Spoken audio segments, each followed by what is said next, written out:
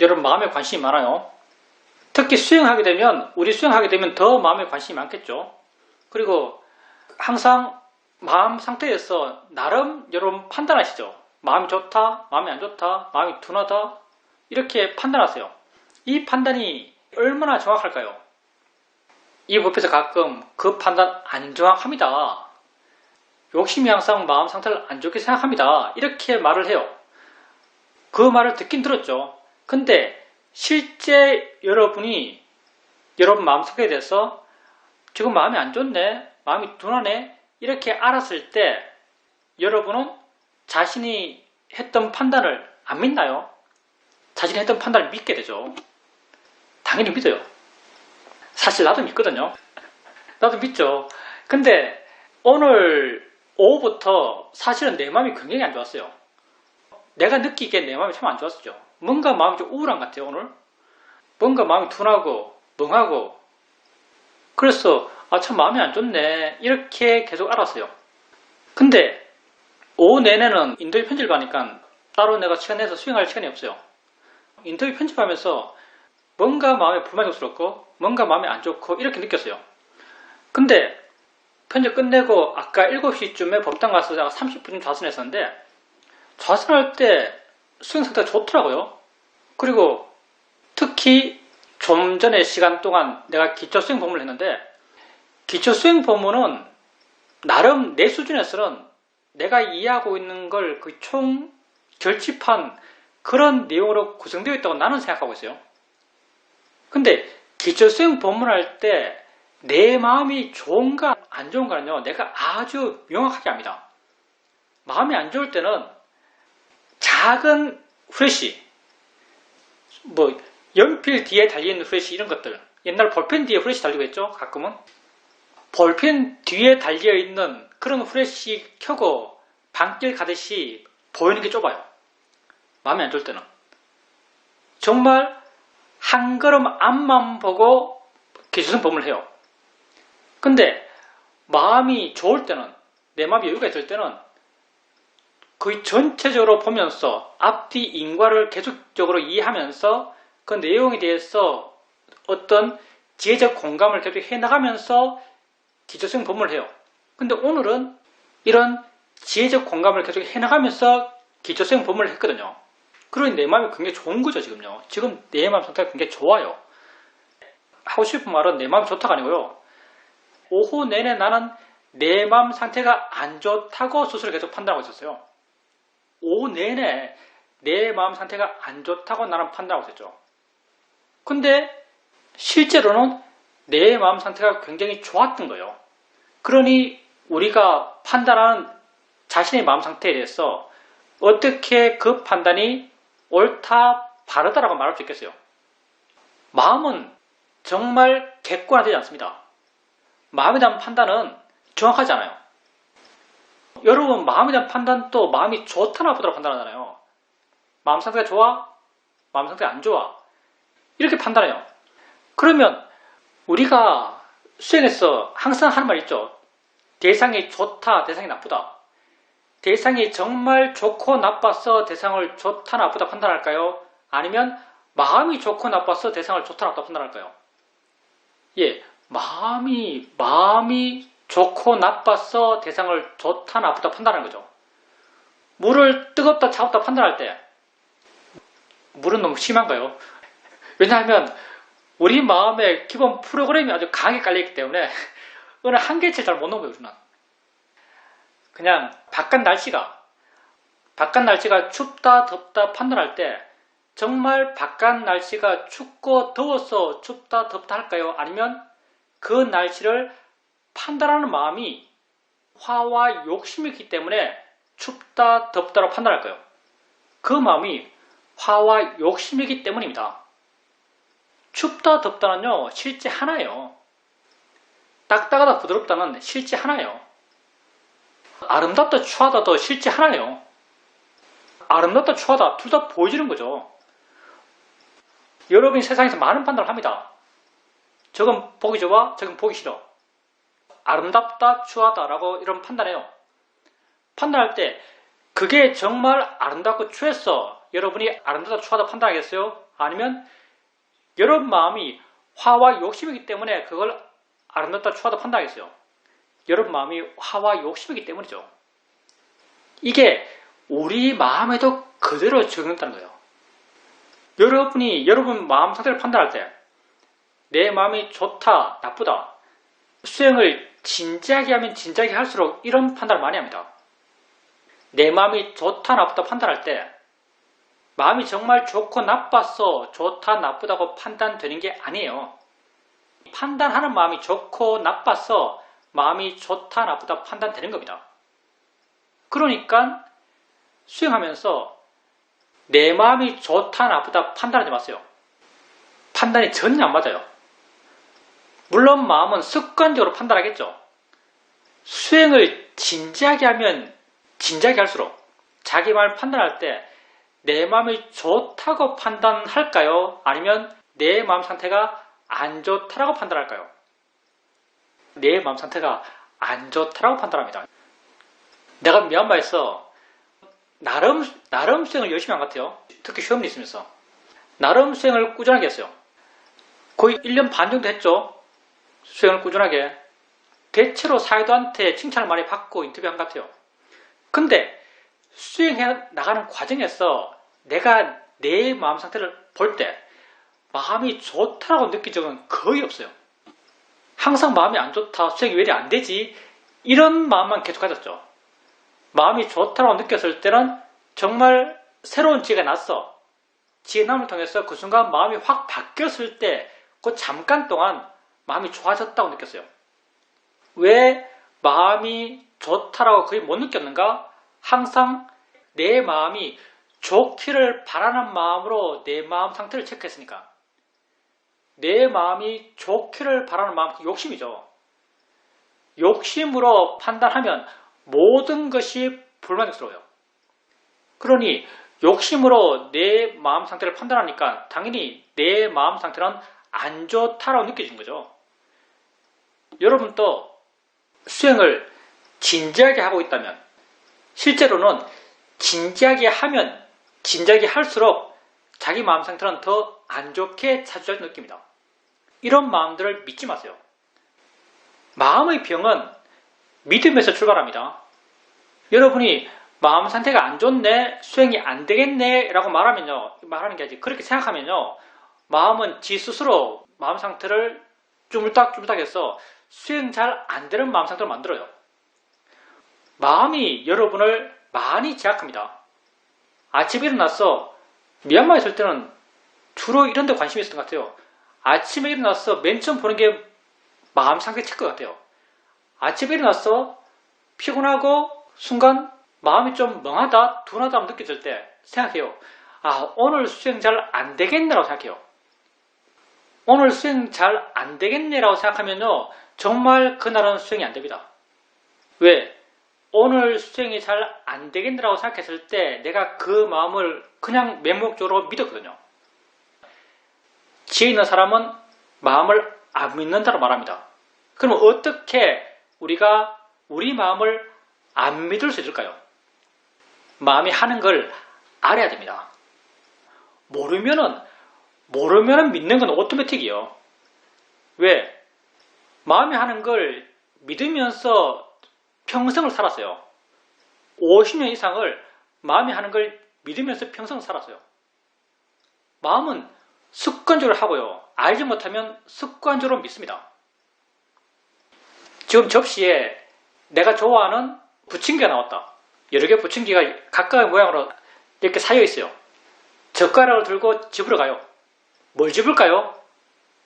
가장 맛있게 보이는 걸 집습니다.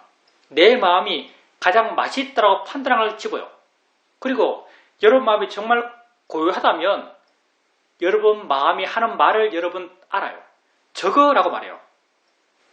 저거 맛있겠다라고 마음이 이렇게 말해요. 저거라고 하면요, 그냥 젓가락은 그리 가요. 여러분 밥 먹을 때 한번 보세요. 선택의 기회가 있을 때 어떤 음식을 갖고 오는지, 자신이 가장 맛있다고 판단한 걸 갖고 와요. 이건 뭐 거의 백발백중이죠. 근데 만약 여러분이 마음이 이렇게 하려고 하네라고 알아보세요.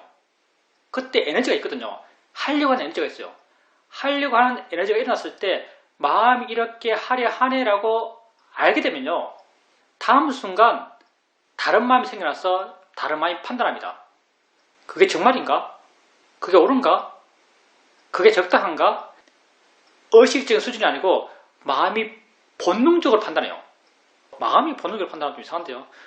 알면 뒷마음이 따라서 일어납니다. 따라서 일어나는 그 마음이 뭐죠? 따라서 일어나는 그 마음이 지의 마음이에요. 마음이 이렇게 하려 한다고 알면요. 뒷마음이 그냥 따라서 일어나요. 그리고 그게 옳은지 그게 적당한지를 판단해요. 그리고 내가 명확히 알죠. 그게 옳은지 그런지 적당한지 않은지를 명확히 알아요. 그리고 뭘 해야 하는지도 알아요. 옳은 걸 해야 되고 옳지 않은 걸 안 해야 돼요. 물론 우리의 번뇌가 워낙 크기 때문에 옳다고 아는 것을 안 하기도 하고요. 옳지 않다고 아는 것을 하기도 해요. 근데 옳다고 아는 것을 행했을 때 마음의 느낌이 좋아진 걸 알게 되고 옳지 않다고 아는 것을 행했을 때 마음의 느낌이 안 좋다는 걸 알게 돼요. 이게 업의 과보를 바로 받는 거죠. 이렇게 알물 통해서 여러분 마음에 점점 이런 데이터들이 쌓여갑니다. 옳다고 아는 것을 행할 때 좋아지고 옳지 않다고 아는 것을 행할 때 안 좋아진다는 것. 그리고 이게 점점점 데이터들이 쌓여가면요. 어느 순간 마음이 뭘 하려고 그러고 하려고 하는 걸 알았을 때 하는 것이 옳은가 그런 것에 대한 판단이 생겨나요. 그러면 당연히 옳다고 아는 것을 해야지라는 마음이 저절로 생깁니다. 조금씩 그렇게 옳다고 아는 대로 행하고 옳다고 아는 대로 말하게 되죠. 그러니 마음을 안 믿기 위해서는 마음이 하는 것을 알아야 돼요. 마음이 말하는 말을 들어야 돼요. 마음이 일으키는 에너지, 의도의 마음을 알아야 돼요. 그랬을 때 마음을 안 믿을 수 있습니다. 모르면 믿어요. 모르면 믿을 수밖에 없죠. 왜? 나는 모르지만 마음을 알아요. 부침개를 접으러 갈 때 마음은 적으라고 가르쳐줘요. 마음은 적으라고 말해요. 나는 못 들었어요. 마음이 산란했어. 나는 못 들었어요. 그래도 나는 못 듣지만 마음은 그걸 듣고요. 그걸 접으러 갑니다. 마음은 그걸 듣고 손으로 하여금 그리 가라고 그리 손을 뻗는 의도를 일으켜요. 그 방향으로. 나는 못 듣지만 마음은 다른 마음이 하는 소리를 듣고 그 마음을 따라 행동해요. 그러니 바르게 옳게 행동하고 말하기 위해서는 그렇게 마음이 하는 걸 알아야 됩니다. 알게 되면 안 믿을 수 있어요. 안 믿으면 무엇이 옳은지 무엇이 그런지를 판단할 수 있어요. 그렇게 옳고 바르게 판단하고 옳고 바르게 행동할 수 있죠. 여러분 마음이 판단하는 여러분 마음의 상태에 대해서 믿지 마십시오. 마음이 그렇게 판단한다면 이런 판단 자주 하잖아요. 수행을 진작에 하면 진작에 할수록 이런 판단 자주 할걸요.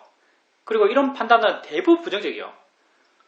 마음 상태가 안 좋은 애라고 판단할 때가 대부분이죠. 마음 상태가 안 좋은 애라고 판단하면요. 그 판단을 믿지 마세요. 또 마음이 이러네 이렇게 하세요. 또 마음이 이렇네. 사실은 가장 밑에 깔리는 건 욕심이에요. 또 마음이 이렇게 하네 라고 이렇게 아세요. 그렇게 알면 안 믿을 수 있어요. 안 믿게 되면 그건 힘을 못 써요. 우리가 믿어주기 때문에 그게 힘이 있는 거예요. 그렇게 자기 마음을 믿지 마십시오. 내 마음 상태에 대해서 판단하는 내 판단을 믿지 마세요. 질문입니다. 요즘은 일찍 자고 일찍 일어나는 것에 습관을 들이려고 노력하고 있습니다. 아침에 일찍 일어나서 좌선하고 경행하려고 하고 있습니다. 그리고 아침 먹고는 체육관에 가서 운동을 하고 그렇게 시간을 보내고자 합니다. 점심 준비하는 시간이 늦어졌는데 특별히 먹을 반찬도 없고 있는 재료를 갖고 음식을 하나 만들었습니다. 그런데 맛을 보니까 내가 기대했던 맛과 전혀 달랐습니다. 맛이 별로 없었습니다. 남편은 크게 불만을 말하지 않았습니다. 그렇지만 내 마음은 썩 좋지 못했고 마음이 깔끔하지 않다라고 그렇게 느껴졌습니다. 그렇든 어떻든 그런 마음의 상태를 단지 받아들이고 인정해 줬습니다. 그리고 식사 후에 함께 호수 공원을 산책했는데 산책할 때의 알아차림이 그렇게 가지런하다고 느껴지지는 않았지만 그냥 그렇게 받아들이고 내 자신에게 일깨워 주기를 그냥 되는데 수행하는 거야. 할 수 있는 만큼 수행하는 거야. 삶과 그냥 이렇게 함께 가는 거야. 이런 식으로 내 마음에게 수행의 바른 방향을 일깨워 줬습니다. 그 음식 같은 경우 뭐 남들은 어떻게 말할지 모르겠지만 맛있고 맛없는 걸 순전히 내 생각입니다. 항상 같이 밥 먹는 사람이 들으면 욕할지 모르겠지만 스님 뭐 그래 이렇게 말할지 모르겠지만 내 생각인데 음식이 맛있고 맛없건 정말 안 따지는 것 같아요. 정말 맛 있으면 맛 있는 대로 맛 없으면 맛 없는 대로 잘 먹는 것 같아요. 근데 요리를 하는 사람은 거기에 예민하겠죠. 그 마음 충분히 이해가 됩니다. 요리를 하는 사람은 거기에 예민해요. 거기에 예민하게 무슨 말이겠어요? 거기에 집착하고 있는 거죠. 요리를 하는 사람은 음식 맛에 대해서 어떻게 맛이 날까, 맛이 잘 날까 라고 집착하고 있는 것이고, 그러니까 많이 반응하는 것이죠. 근데 이것도 생각해보면 수행자님이 그렇게 생각했어요. 과연 남편분도 맛없다고 느꼈을까? 그건 알 수 없는 일이에요. 그리고 아까 우리가 했던 그런 원인 기록 한결 그대로 대입하면요. 수행자님이 요리를 했어요. 그리고 맛있나 하고 요리 맛을 봤어요. 그러면 맛있나라고 요리 맛을 봤을 때 그 요리 맛에 대한 수행자님 마음의 자세, 맛있기를 바라는 마음으로 봤겠죠. 맛있기를 바라는 마음으로 봤을 거예요. 맛있기를 바라는 마음으로 보면 맛 없게 할 수 있겠죠. 왜? 욕심의 마음이 바라는 게 맛있는 거니까 욕심의 마음은 만족을 못해요. 그러니 욕심의 마음으로 맛본 그 맛이 맛없게 판단되었을 공산이 큽니다. 그러니까 그게 수행자님의 판단이죠. 근데 같이 먹었던 남편분은 그걸 맛있다라고 먹었을 수도 있어요. 왜? 남편분의 마음이니까요. 남편분이 엄청 마음이 그때 행복하고 마음 기쁘고 이런 마음으로 식사를 했다면 남편분은 그걸 아주 맛있게 먹었을 수도 있습니다. 맛이란 것, 맛에 대해서 여러분 뭐 음식을 먹으면 맛있다 맛없다 이런 말 많이 해요. 근데 맛있든 맛없든 음식을 먹을 때 정말 이게 맛있는가 한번 의심해보고요. 정말 이게 맛없는가 한번 의심해보고요. 정말 내가 실제로 느끼는 맛은 어떻지라 한번 관찰해보세요. 음식을 먹으면서 입에 넣고 씹으면서 실제 내 입에서는 어떤 맛이 생기지 한번 봐보세요. 여러분이 만약 밥을 한 숟가락 뜨고 입에 넣고 씹고 있어요. 그러면 여러분은 지금까지 살아오면서는 밥맛을 느꼈어요.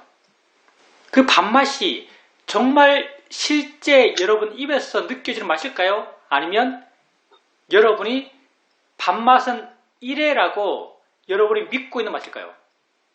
밥맛은 이렇다라고 여러분이 믿고 있는 맛입니다. 왜? 밥맛은 관념이거든요. 관념 마음이 만들어내는 거예요. 관념이 그렇게 만들어질 때 내 마음의 기존 정보들이 투영돼요. 그래서 그냥 아무 생각 없이 밥을 먹으면요. 내가 알고 있는 밥맛을 느껴요. 그런데 여러분 자신에 관심이 있고 마음을 입에 두고 씹으면서 정말 어떤 맛이 있지라고 관찰해 보세요. 그러면 입에서 별별 맛이 다 느껴집니다. 단맛, 입천장에 닿는 맛, 이것도 거의 맛처럼 느껴져요. 씹을 때 그런 질감, 수많은 맛이라고 할 수 있는 그런 요소들이 입에서 느껴져요. 그리고 이런 생각이 들죠. 무엇을 가지고 밥맛이라 할 수 있지? 라는 생각이 들어요. 밥맛이라고 할 게 없어요. 정말 내가 좋아할 맛도 없고요. 싫어할 맛도 없어요. 맛에 대해서 진짜 어떤 맛이 있지라고 한번 봐보십시오. 우리 큰 사이도는 쇼민 사이도입니다. 우리 큰 사이도께서 이런 말씀하신 적이 있어요. 닭을 먹지 말고 맛을 먹어라. 닭을 먹지 말고 맛을 먹어라. 닭이란 것은 내가 닭 맛이야, 닭 먹을 때 생기라는 맛이라고 믿고 있는 그 맛. 관념적인 맛이죠. 맛이라고 하는 것은 실제 내 입에서 느껴지는 맛. 실제 내가 체험하는 맛. 내가 실제 체험하는 맛을 느껴라 이렇게 말씀하셨어요. 내가 실제 체험하는 맛을 느끼면요. 그건 좋아할 것도 아니고 싫어할 것도 아님을 알게 됩니다. 그러니까 수행자님께서 요리 할 만큼 했죠. 거기도 그렇게 적용되지 않을까요? 우리가 수행을 하면 할수록 나를 이해하면 이해할수록 내 마음의 동기에 더 가치를 둬요. 이런 거죠. 내가 어떤 사람과 관계에서 그 사람에게 필요하다 싶은 것을 그 사람에게 도움된다고 내가 알고 있는 것, 지혜로서 그 사람에게 도움된다고 내가 알고 있는 걸 내가 해줘요. 나는 좋은 마음을 해준다는 걸 알아요. 근데 그 사람의 반응이 좋은 영향을 받은 반응이 아니에요. 그 사람이 오히려 화낼 수도 있어요. 그러면 나는 그때 어떻게 마음이 그 상황에서 반응할 것인가? 그때 나는 내가 좋은 마음을 해줬다는 것, 지혜의 마음으로 그 행동을 결정했고 그 행동을 했다는 걸 알아요. 내 마음은 상대의 반응에 대해서 화 안 날 수 있어요. 이게 우리 이상적인 어떤 그런 상황이죠. 마찬가지로 수행자님 요리를 했어요. 요리할 때 마음, 요리할 때 아르찜 하면서 이것 해서 남편이 맛있게 먹기를 바라는 마음, 남편에게 맛있는 맛을 경험하게 해주고자 하는 그런 마음, 좋은 마음을 했잖아요. 좋은 마음을 했는데 결과가 맛이 없었어요. 그걸 맛이 없다고 말한다면 결과가 맛이 없었어요. 그러면 수행자님은 어디에다 포인트를 줄 것인가? 맛이 없다에 포인트를 줄 것인가? 내가 좋은 마음을 했다에 포인트를 줄 것인가? 수행자님이 맛이 없다에 포인트를 둔다면, 주로는 여기 포인트를 두겠죠. 맛이 없다에 포인트를 둔다면 마음이 괴로워요. 그게 괴로움이거든요. 마음이 괴로워요. 근데 내가 좋은 마음으로 했다에 포인트를 둔다면요, 마음이 안 괴로워요. 그리고 심지어는 지혜의 힘이 크다면 남편이 이게 왜 이렇게 맛이 없어? 라고 말해도 마음이 괜찮아요. 근데 아마도 이 케이스에서 수행자님 경우 만약에 남편이 이것 왜 이래 맛이 없어라고 말했으면 수행자님은 어떻게 반응했을까요? 아마도 격렬하게 반응했을 거예요. 표현은 어떻게 했든지 마음은 격렬히 반응했을 거예요.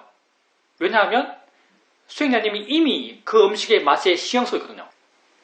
수행자님 마음이 이미 그 음식의 맛에 약해진 상태.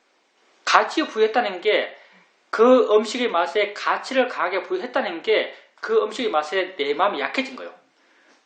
내가 마음이 약해진 포인트에 대해서 누가 어떤 지적을 해요. 내 영리를 건드리는 거죠. 그러면 마음을 아주 격렬히 반응합니다. 그게 다 어디에서 출발했는가? 수행자님이 결과에 신경 쓰고 결과를 중요하게 생각하고 결과에 대해서 욕심으로 반응했기 때문에 수행자님 마음에 그런 일종의 지뢰가 깔린 거죠. 지뢰. 그러니 다음에는 아까도 말했죠. 좀 이상적이에요. 우리 삶에서 쉽지 않습니다. 다음에는 항상 동기, 원인, 조건의 가치를 두려워 보십시오. 좋은 마음을 했으면 충분해요. 결과가 안 좋더라도 좋은 마음을 했으면 나는 충분히 거기에 만족할 수 있습니다. 동기가 올바르다면, 마음이 좋았다면 거기에 충분히 만족할 수 있어요. 거기에 포인트를 한번 더 보세요. 질문입니다.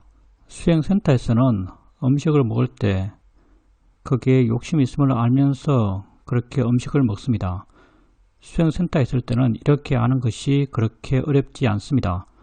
그렇지만 일상의 삶 속에서는 음식과 관련돼서 욕심의 마음을 잘 알아차림하지 못합니다.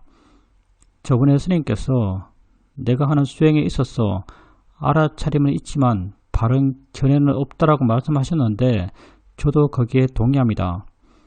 스님께서 바르다란 말을 오늘 또 여러 번 하셨는데 저는 바르다란 말과 지혜란 말에 있어서 내가 많이 부족하더라고 알고 있습니다. 수행에서 이렇게 바르다는 것에 대해서 노력하려 하는데 내 나름은 수행을 하면서 난 이 수행에서 아무런 바라는 것이 없어 이런 마음을 가지려고 합니다. 내가 살아오면서 크게 나쁘게 살지는 않았지만 바르게 살았다라고도 쉽게 말할 수는 없습니다. 방법론적으로 어떻게 해야 바를 수 있는지 궁금합니다.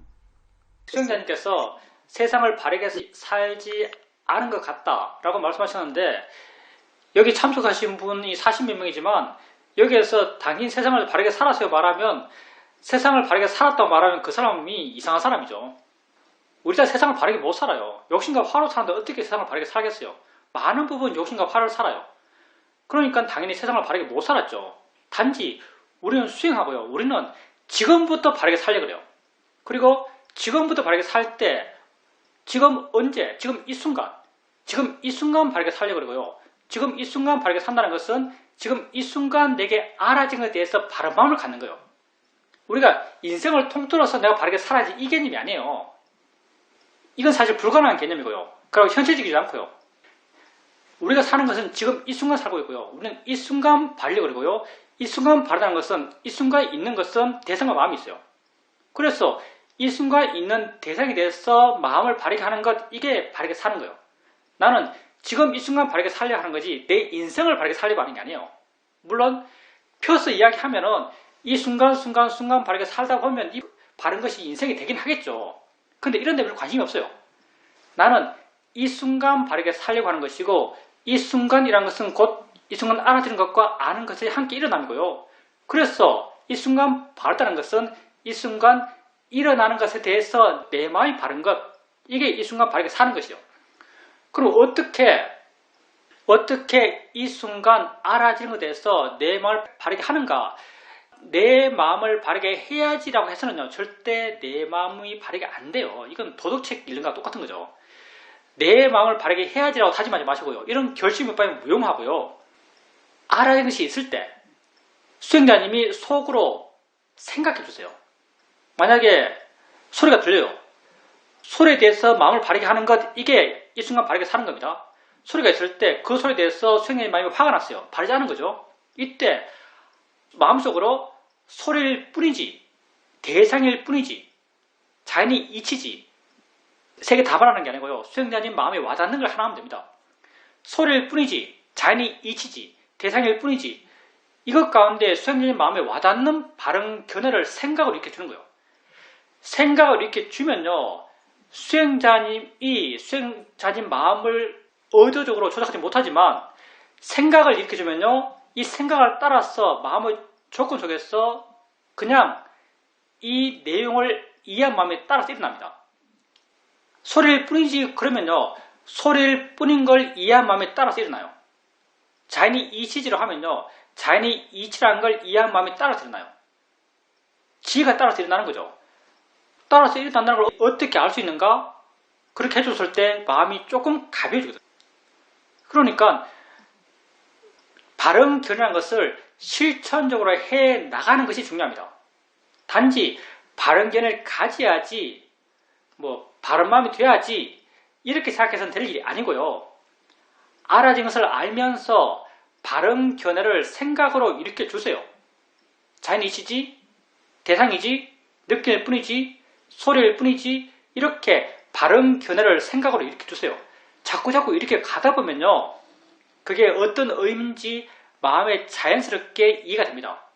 소리 들으면서 중요한 건요, 그때 수행자님이 경험하는 경험에 대해서 하는 거예요. 소리 들으면서, 소리 알면서, 소리일 뿐이지라고 해요.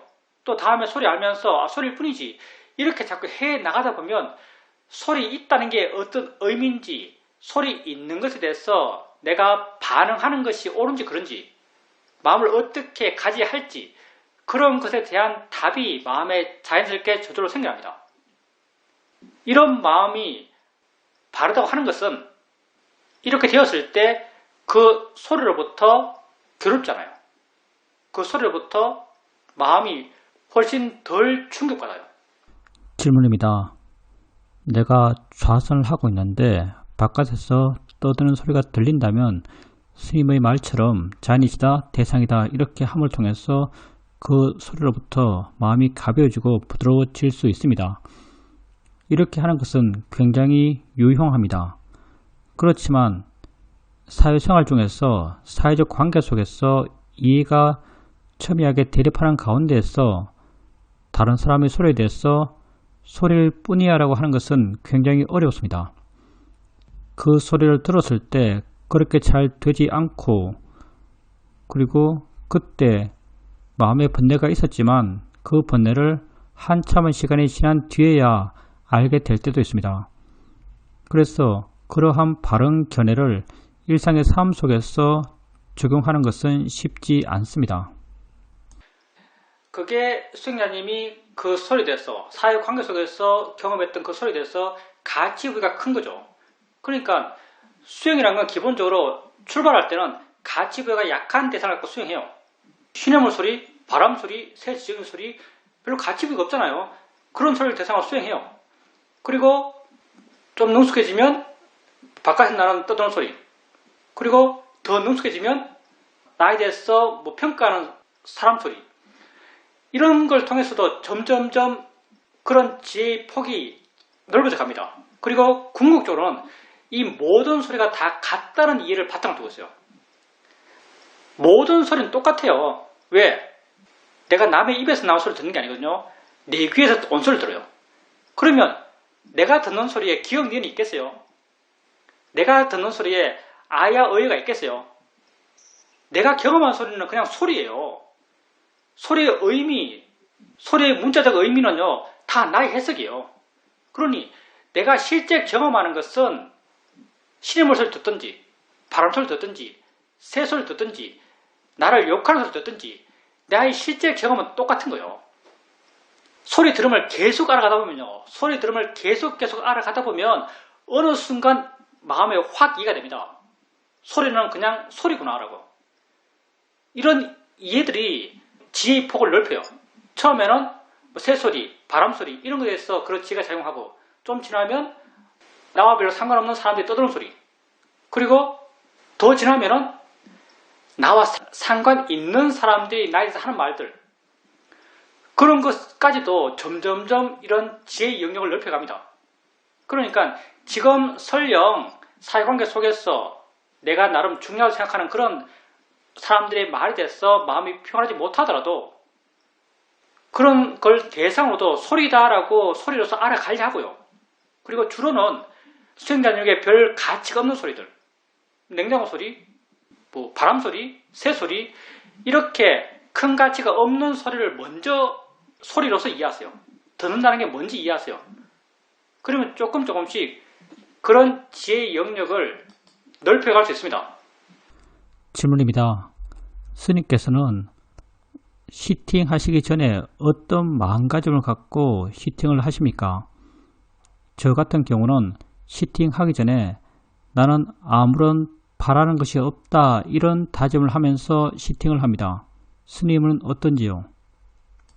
예, 저는 아무 생각이 없어요. 근데 이게 좋지 않습니다. 약간 매너리즘 비슷하게 빠진 것 같은데요. 그냥 앉아요. 그냥 앉아서 수행해 나가고 수행해 가다가 보면 관심이 있으면 확인되면서 마음의 수준, 힘이 조금 올라가는 것 같아요. 그렇게 이렇게 좋아져 가고요. 근데 앉으면서 어떤 각오를 갖고 앉는 것, 마음의 다짐을 갖고 앉는 것이 좌선하는데, 수행하는데 실제적으로는 상당한 도움이 된다고 판단합니다. 이게 일종의 사마디 역할을 하는 것 같은데, 이렇게 나는 아무것도 바란 것이 없어, 알아지는 것만 알 거야, 이렇게 마음을 갖잖아요. 이렇게 마음을 가지면요, 이 마음가짐이 마음의 파워를 높여줘요. 알게 모르게 마음을 파워를 높여주고, 이렇게 파워가 업된 이 마음 상태가 대상을 좀 더 강하게 힘있게 대상을 바라나가요. 그래서 수행자님에게 그런 말들이, 그런 다짐들이 유효하다면, 마음이 기꺼이 그런 다짐들을 하려는 어떤 그런 마음이 든다면 그런 다짐을 하고 앉으세요. 그게 효과가 없지 않습니다. 질문입니다. 수행을 하는 데 있어서 사띠만 갖고 수행하는 것 같습니다.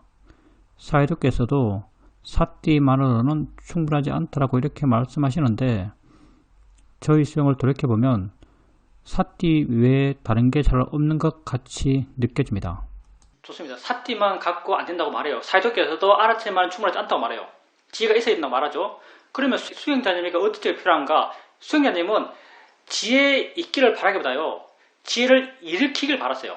그러니까 소리 들으면서 소리를 뿐이라고 생각해주고 있는가? 이게 더 중요해요, 사실요. 소리를 뿐이라고 생각해주고 있는가? 대상이라고 생각해주고 있는가? 자연의 이치라고 생각해주고 있는가?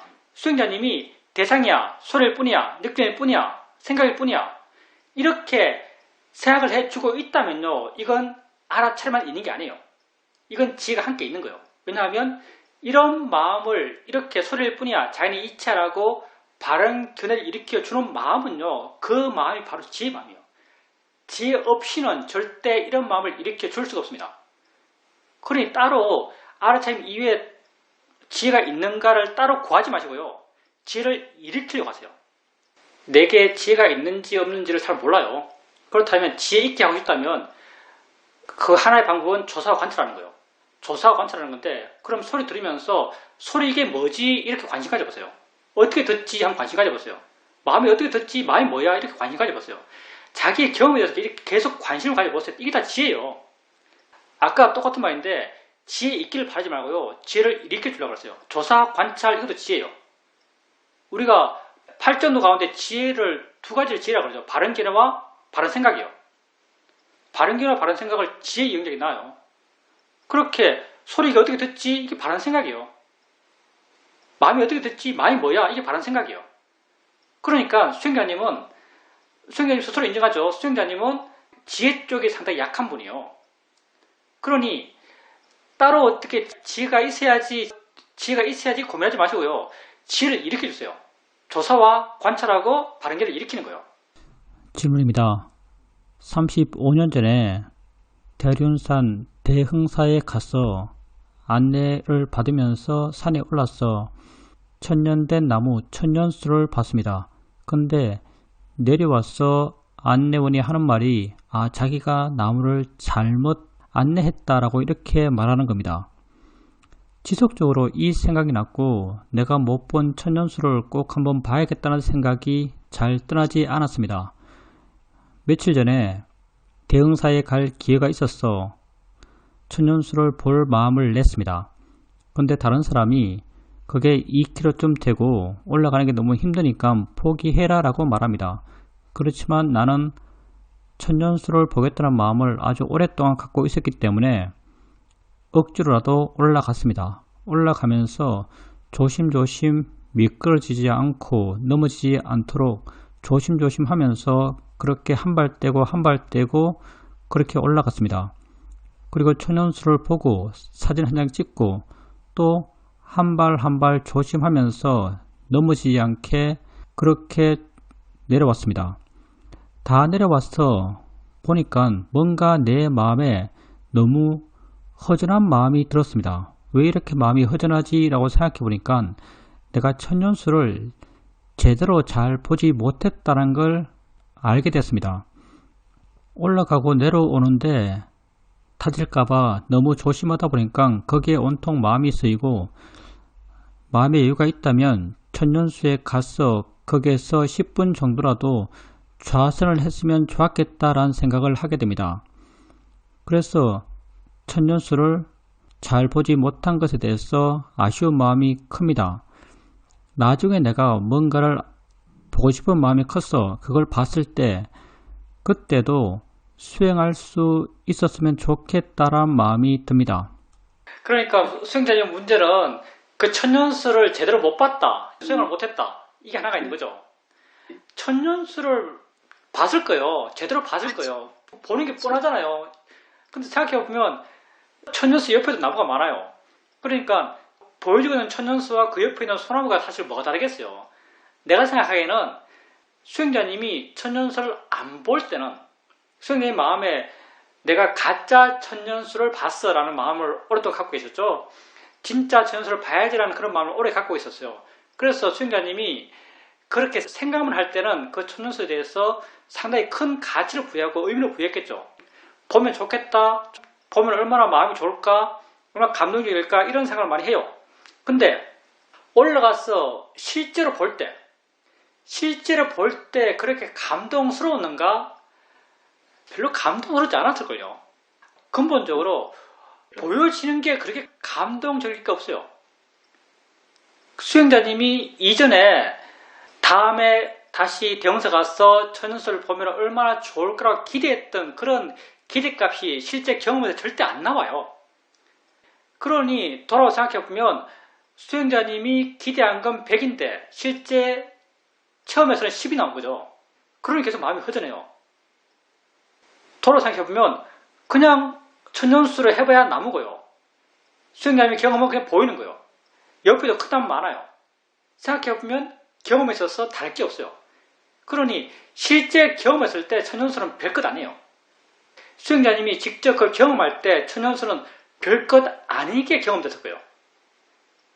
그래서 내 생각에는 돌아와서 수행자님이 천연수를 제대로 못 봤다는 것에 대해서 마음이 허전한 건 그게 이전에 천연수를 보기 전에 수행자님이 천연수를 보면 이럴 거라고 기대했던 그 기대값과 실제 경험했을 때의 느낌이 워낙 달랐기 때문에 그런 허전함이 생겼지 않을까 생각하고요. 그리고 오르고 내릴 때 수행 못한 것은 사실 당연해요. 왜냐하면 우리가 수행을 잘 할 수 있는 환경은 뭐냐면 그 환경에 내가 아무 신경을 쓸 필요가 없는 환경이에요. 그 환경에 내가 아무 신경을 쓸 필요가 없는 환경에 수행을 잘해요. 쇼미는 같은 경우 수행센터가 사실 이상적인데 쇼미는 솔직히 재밌어요. 쇼미는 누구도 다른 누구에게 뭘 하라 안 그래요. 화장실과 샤워실이 한 2개 있고 화장실이 한 4개 있는데 쓰는 사람은 한 10명 있어요. 한 복도 한 12명, 14명이 쓰겠어요. 12명, 14명 있어요. 청소 한 번이 없어요. 누구도 청소하는 말 안 해요. 더러우면 더러운 데로 같이 쓰고요. 못 참는 사람이 청소하는 거예요. 못 참는 사람이 청소하더라도 센터 분위기가 그래요. 못 참는 사람이 청소하더라도 같은 층에 다른 사람이 청소하고 있는데 내가 가서 청소하는 사람을 보면서 옆에서 내 볼일 보면서 그 사람이 청소하고 있는데 나도 청소해야 되는데 라는 그런 심적 위축감이 드는가 안 들어요. 그냥 지는 지 할 일 하네. 지는 지 할 일 하고 나는 내 할 일 하는 거예요. 아무런 심적 위축감 안 들어요. 복도를 같이 쓰잖아요. 그러면 아무도 안 쓸고 청소 안 하면 먼지가 뽀얗게 앉아요. 지나가면 그냥 발자국이 툭툭툭 발모양이 먼지 위에 툭툭 그려져요. 그래도 그것 보면서 그래도 같이 사는데 이거 청소해야 되는 거 아닌가라는 생각이 안 들어요. 누가 청소하면 왜 청소하는 거죠. 청소하는 사람이 옆에 지나가도 마음에 아무런 위축감이 안 들어요. 그래서 수행센터가 수행하기 좋은 것이죠. 길에 낙엽이 이만큼 쌓였어도 그것을 어떻게 치워야겠다는 심적 위축감이 하나도 없어요. 심적 압박감이 전혀 없죠.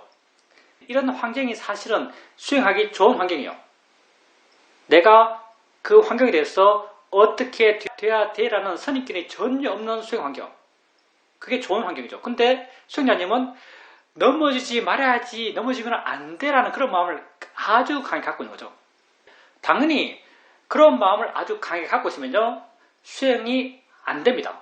수행이 잘 못해요. 근데 또 다른 측면 생각해보면요, 수행하기 힘든 환경인데 그렇게 수행하기 힘든 환경이지만 수행을 완전히 못할 만한 환경도 아니에요. 할 수 있을 만큼 조심하면서 신경 쓰면서 알 수 있는 건 또 알 수 있어요. 그러니까 수행자님이 그렇게 수행하기 힘든 환경이지만 알 수 있는 것을 또 알아가셨다면 그것 또한 어려운 환경 속에서 수행을 잘 하신 거죠. 질문입니다. 올라갈 때 마음이 나 자신에게 아주 강하게 있었습니다. 그렇게 생각하면 수행한 것 같기도 한데 마음의 느낌상 전혀 수행하지 않은 듯이 그렇게 느껴졌습니다.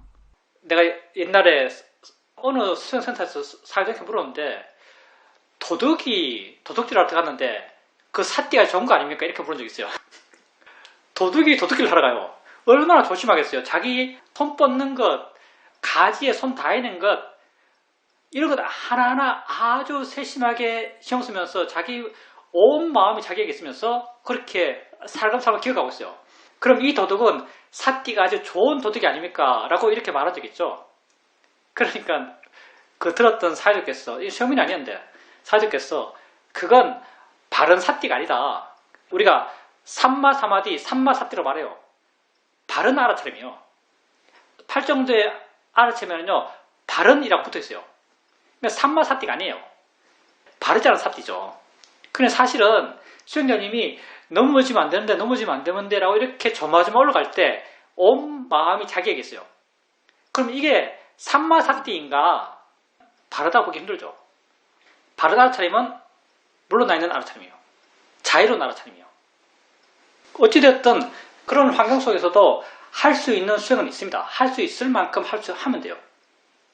대상이 너무 강하기 때문에 수행하기 아주 힘든 환경이고요. 그리고 내가 신경 쓸 필요가 없는 환경이 수행하기 제일 좋은 환경이다. 이런 것은 우리가 우리 수행 환경을 선택할 때, 우리 삶의 환경을 선택할 때 상당히 훌륭한 기준이 됩니다. 내가 이건 꼭 이렇게 돼야 되라는 그런 환경이라면 그 환경을 피할 수 있다면 피하는 것이 수행적으로는 훨씬 도움이 돼요. 질문입니다. 요즘 딸이 좀 아픕니다. 딸이 아프니까 딸이 아픈 것과 관련된 생각들이 주르륵 일어났습니다. 생각들이 미래 일을 생각하고 앞으로 전개될 일을 생각합니다.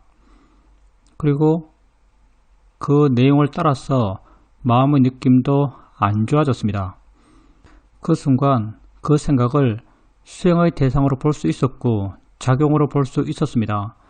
그러니까 마음이 나는 지금 현재에 몰면 되는 거지. 지금 알아지는 것을 알면 되는 거지. 미래 일은 설령 그렇게 될 수 있다 하더라도 그것은 가능성이고 미래에 그게 생기면 그때 그걸 보면 되는 거야. 나는 현재 단지 충실하면 충분해 라고 알게 되었습니다. 그렇게 아는 순간 마음이 쉽게 가벼워졌고 부드러워졌습니다. 이렇게 하는 것이 우리 수행의 큰 이득이구나 라는 것을 분명히 알 수 있었습니다. 수행을 해가면서 각자의 삶은 각자의 깜마대로 사는 것이고 그 사람의 삶의 형태를 내가 존중하지만 내가 또 어떻게 할 수 없는 것은 또 어떻게 할 수 없다라고 압니다. 그런데 며칠 전에 도방과 전화통화를 하면서 25년 전에 함께 포교당에서 같이 공부했던 어떤 보살님에 대한 이야기를 하게 되었습니다. 내가 그 보살님에 대해서 이렇게 이야기하는데 나는 객관적인 시각에서 그 이야기를 한다라고 믿고 있었지만 마음의 느낌이 안 좋았습니다. 이렇게 마음의 느낌이 왜 안 좋지라고 생각해 보니까 그 이야기를 하는 밑자락에 화의 마음이 있다는 것을 알게 되었습니다. 내가 각자의 깜마대로 살아가고 각자 다 자기가 해야 할 걸 하고 할 수 있는 걸 하고 그렇게 인정해주는 그런 마음이 된다고 내가 느꼈지만 또 현실에 부딪히니까 내 기준이 드러나고 내 기준하에서 그 사람을 재단하려 했다는 것을 알 수 있었습니다. 그렇게 알았을 때 이것 또한 마음이지. 이런 것이 생겨나면 이 생겨난 것을 알면 되는 거지 라는 그런 마음 또한 함께 생겼습니다. 다른 사람에서 판단할 때, 다른 사람 이야기할 때 그 이야기의 내용이 긍정적인 것과 부정적인 것은 아주 명확하게 갈라지고 우리가 쉽게 알 수 있어요. 내가 그 사람을 지금 긍정적인 측면에서 좋게 이야기하고 있는가, 그 사람을 부정적인 측면에서 안 좋은 이야기를 하고 있는가. 나는 그 사람이 정말 이러했어. 내지는 내가 내 말 듣는 사람이 그 사람에 대해서 바르게 알아야 되기 때문에 나는 있는 걸 있는 것대로 이야기해 준다고 이렇게 생각해요, 보통. 근데 우리가 중생이에요. 중생이라서 자연의 이치야 그러면 자연의 이치를 이해한 지혜만 일어나요. 대상이야 그러면 대상을 이해한 지혜만 일어나요. 그걸 통해서 우리 마음이 가벼워지고 부드러워져요. 그러면 말로써 그 사람 나쁜 사람이라고 말하면 어떤 마음 따라야 된다까요? 그 사람 거짓말쟁이야라고 말하면 어떤 마음 따라야 될까요? 당연히 안 좋은 마음 따라야 되나요? 우리가 웬만해서는요, 사람에 대해서 마찬가지고요, 상황에 대해서 마찬가지고요, 사회 현상에 대해서도 마찬가지예요. 부정적인 걸 이야기할 때, 부정적인 이야기할 때 우리가 웬만하면 마음이 부정적이에요. 그러니 부정적인 것을 이야기할 때는요, 항상 값을 치르고 이야기해요. 어떤 값인가? 내 마음의 고통의 값을 치르는 거예요. 부정적인 이야기할 때는 항상 내 마음의 고통이라는 값을 치르고 이야기합니다. 대가를 치러요. 공짜가 아니에요. 고통 받으면서 이야기하는 거예요. 그래서 부정적인 걸 이야기할 때는 항상 한 번 더 스스로를 체크해 보는 게 필요합니다. 정말 이걸 이야기해야 되는가? 그리고 상황상 정말 이야기해야지. 내가 설령 화로서 이야기하더라도 이야기해야 된다 생각할 때 또 있어요. 그러면 그 값을 치를 준비가 된 거죠. 그 값을 치르면서 이야기해야 됩니다. 그래서 가급적이면 안 해도 된다면, 쉽진 않겠지만 안 해도 된다면 부정적인 이야기는 안 하는 게 좋아요. 왜? 값이 비싸거든요. 내 마음의 고통이라는 게 비싸요. 그래서 가급적이면 부정적인 것은 말 안 하는 게 좋습니다. 그리고 보살님의 따님의 경우, 그건 보살님 일종의 통찰의 지혜죠. 현재에 대한 통찰의 지혜요. 그리고 수행자님이 따님이 아픈 것에 대해서 막 생각을 해요. 생각은 지금 아픈 걸 생각하는 것이 아니고 앞으로 어떻게 될지 않을까? 어떻게 되면 어떡하지? 라는 미래에 대한 생각이에요. 근데 수행자님께서 지금 알면 되는 거지 라고 하면서 마음이 지금 온 거죠. 지금 오게 되니까 미래의 것을 생각할 때는 미래의 것이 마치 지금 현실이 된 양 마음이 반응했어요. 근데 지금으로 마음이 돌아오니까 값이 제대로 매겨진 거죠. 있는 것은 지금 있는 것이고, 지금 있는 것에 나는 마음을 두면 되는 것이고, 판단도 지금 있는 것을 판단하면 되는 것이고, 반응도 지금 있는 것에 반응해야죠. 미래에 불확실한 것, 있을지 없을지 모르는 것, 걱정의 마음이 만들어낸 걱정의 미래들, 그런 것에 대해서 믿는 마음, 이런 믿는 마음이 훅 떨어진 거죠. 그래서 수행자님이 지금 있는 것만 알면 되는구나. 미래에 있을 것은 미래에 생겼을 때 또 알면 돼요. 우리가 고통이라는 것, 미래에 받을 고통을 지금 생각하면 언제나 미래에 받을 고통은 실제 미래에 내가 받게 될 고통보다 더 큽니다. 화는 화날 내용을 과장해요. 그러니 언제나 틀리죠. 그래서 수행자님께서 이번에 분명히 아신 거죠. 그냥 현재에 몰면 돼라고 아셨어요. 그 알미 마음을 변화시켜요. 가볍고 부드럽고 약간의 자유로움 느끼지는. 그렇게 그 알미 마음을 변화시켜요. 그리고 그 순간 명확히 알죠. 지금 현재 있는 것만을 바르게 알아가면 그걸로 충분하구나로 알아가요. 이게 수행자님의 삶의 자신감이 됩니다. 어떤 일이 있어도 내가 무엇을 어떻게 해야 될지 명확해요. 세상을 어떻게 살아가는가? 여러분, 세상을 어떻게 살아야겠어요? 우리가 세상을 살아가는 것은 현재고요. 현재 내 삶이라는 것은 뭔가를 아는 것이에요. 뭔가를 알아가면서 나는 지금 현재를 살아가는 거죠. 따라서 세상을 어떻게 산다는 것은요, 무엇을 알아야 하고 어떻게 알아야 하는지를 안다면 이게 세상을 어떻게 살아야 하는지를 아는 거예요. 수행자님께서 그때 알았던 게 바로 이거죠. 무엇을 알아가는가? 지금 있는 걸 알아가면 돼요. 지금 있는 걸 알면 된다고 명확히 아셨어요. 그러면 어떻게 알아가는가? 지금 있는 걸 법으로서 알아가는 거죠. 마음이 생각하는 걸로, 단지 생각으로, 단지 느낌으로, 화가 생각하는 걸로 지금 있는 걸 법의 입장에서 알아가는 거죠. 이렇게 무엇을 어떻게 알아가야 하는지를 아셨고요. 이게 곧 어떻게 살아야 하는지를 아셨고요. 이게 수행자님의 삶의 자신감을 줍니다. 무엇이 닥쳐도 나는 그 순간 무엇을 어떻게 해야 될지 알아요. 무엇을 봐야 하고 어떻게 봐야 할지를 알아요. 그러니 어떤 상황이 되든 나는 그 순간 어떻게 살아야 할지를 아는 거죠. 이게 삶에 대한 자신감이라고 생각합니다.